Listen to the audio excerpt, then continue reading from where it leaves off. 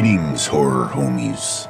In today's video, I'm going to try to take this beautiful gnarled up pumpkin here and do a 3D style carving that hopefully looks something like this.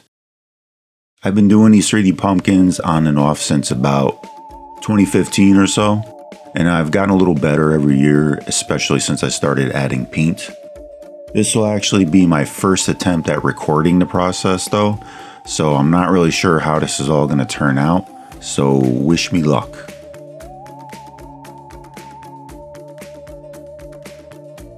So before we get into the actual carving process, I want to go over some of the tools that I use.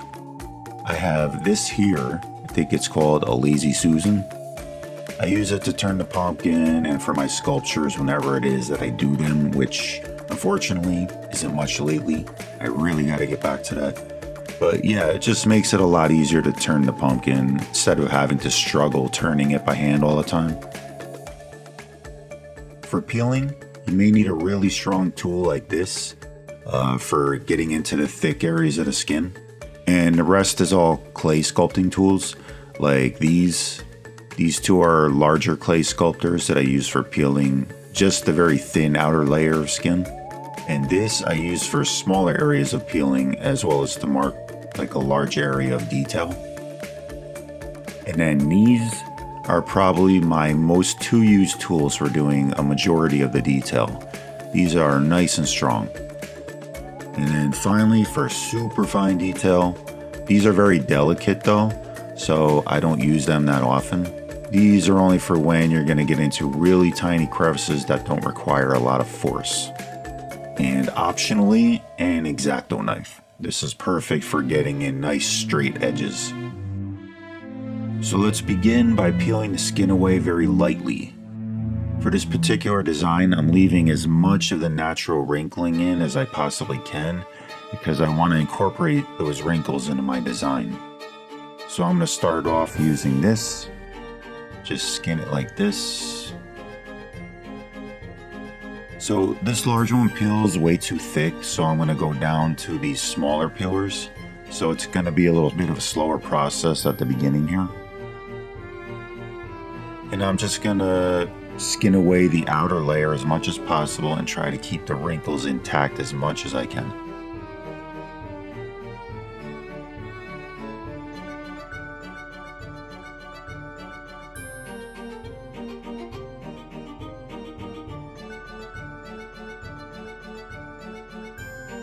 Okay guys, so I have this pretty much peeled down, preserving as much of the bumpiness and the texture as much as possible.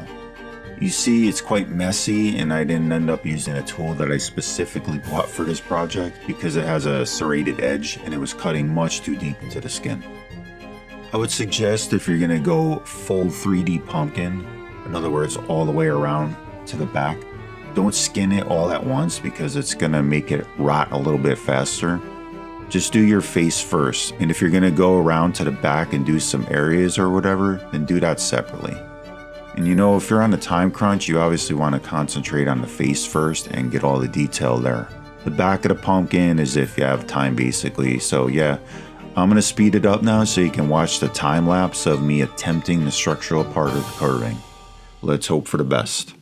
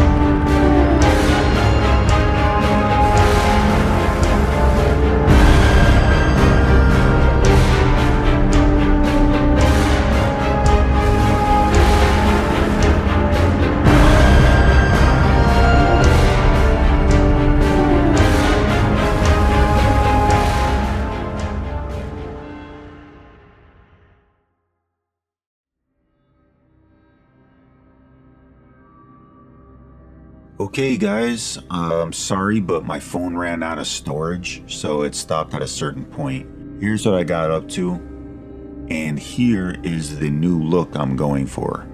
I overlaid the art and the photo in Adobe Fresco. So I'm gonna try to make this stem branch out and dangle in front with his missing eye at the end of it. And then right here will be a root from the stem coming down, causing a big scar in his eye, where his eye would be anyway. So that's what I'm going for. The structural carving is nearly done. It's a little rough right now, but the paint will cover a lot of the roughness up, and it may even create a skin-like texture. I'm also going to make some teeth, as you can see here, which will resemble the look of the stem to keep with the organic theme of the pumpkin. And this will all be made of twisted up brown paper bag material glued together with this stuff called Mod Podge, which you can get at Michael's or something like that. For the eyeball itself, I'll probably try to use one of my kids' plastic ping pong balls or something like that. So I'm going to put a wet paper towel over this and spray it with water to keep it kind of fresh and preserved.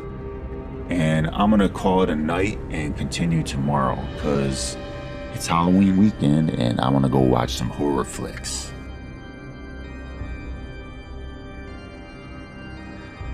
Hey guys, so it's the second day here. I just started working on it again. Right now the surface is kind of dried out a little, but that's okay, because when the flesh is dry like that, it's the perfect time to go in and put your detail, like your fine lines and wrinkles. So hopefully the camera can pick this up. I'm gonna go in with the small triangle tool right here, and I'm just basically putting like little scratches in.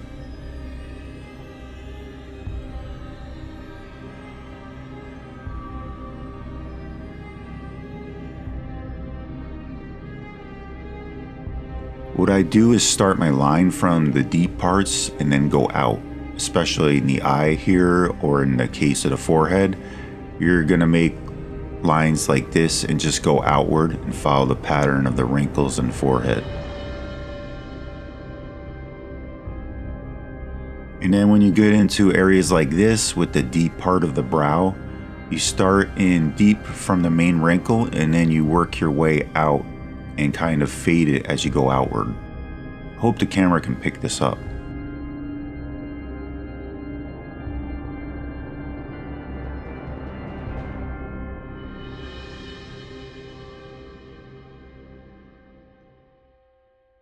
And you can do a little cross-hatching technique as well, like this.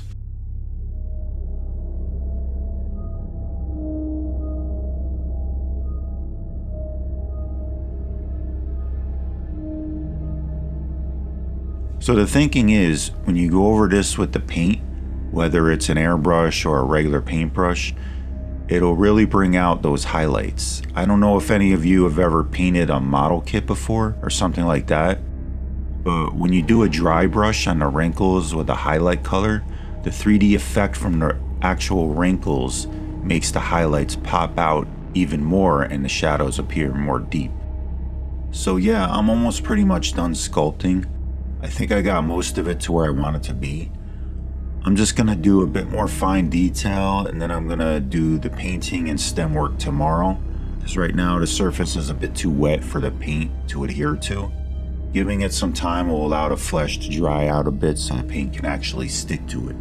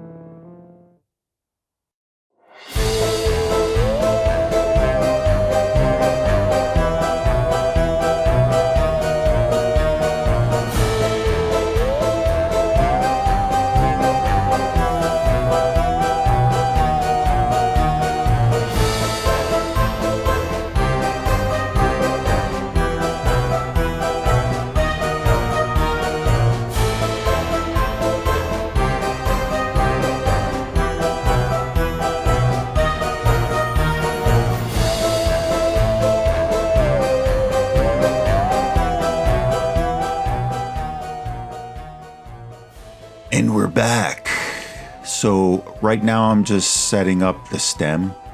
What I decided to do is make somewhat of an armature by twisting a few pieces of thick electrical wire together and then inserting it into a few holes that I drilled into the actual stem.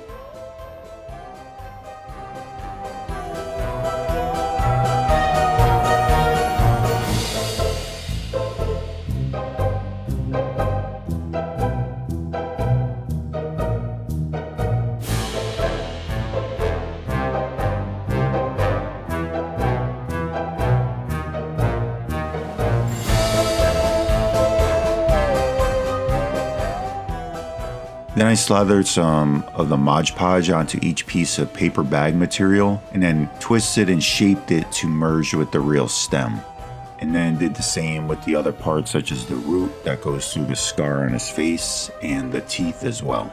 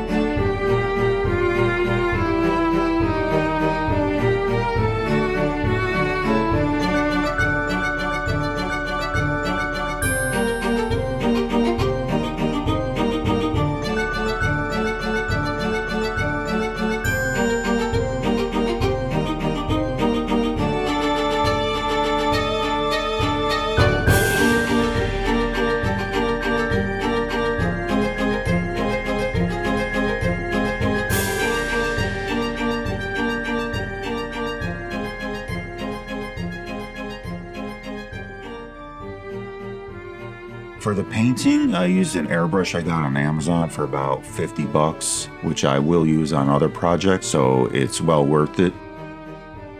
I started with a pumpkin colored base coat and then worked my way to the darker shadow areas. And for the highlight areas, I just used a good old blow dryer to dry the paint that's already there, and I applied a lighter color with a smaller fan brush using the dry brush technique.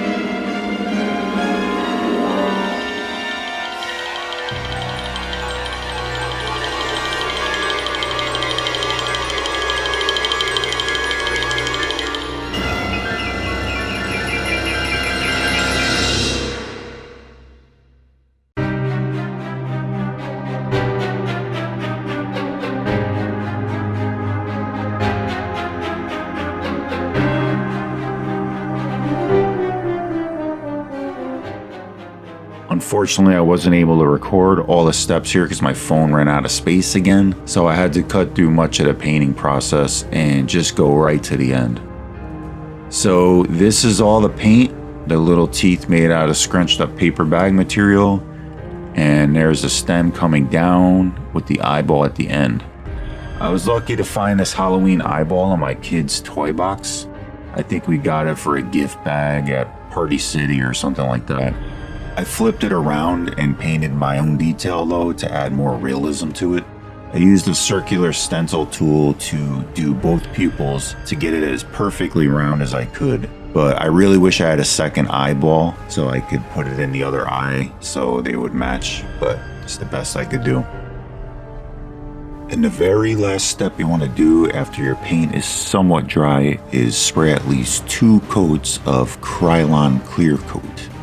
It can be either gloss or matte depending on the finish you're going for, but I'd suggest in the mouth and eye areas to use gloss since obviously those areas would naturally have a wet appearance. The clear coat is not only going to give it a nice overall finish, but it's also going to help you preserve the pumpkin for quite a while actually. Some of my pumpkins have lasted almost 2 weeks after finishing, depending on how much sun exposure it gets. So that's it guys, I'm somewhat satisfied with it, although I think my last pumpkin was a little bit better. I'm going to submit this to my pumpkin carving contest at work and we'll see how it goes. Alright guys, I hope this was somewhat helpful for you if you're trying to get into 3D pumpkin carving and all that. So if you made it this far, thanks so much for watching and please like and subscribe. So that's it. Farewell my horror homies. Hope you all had a happy Halloween.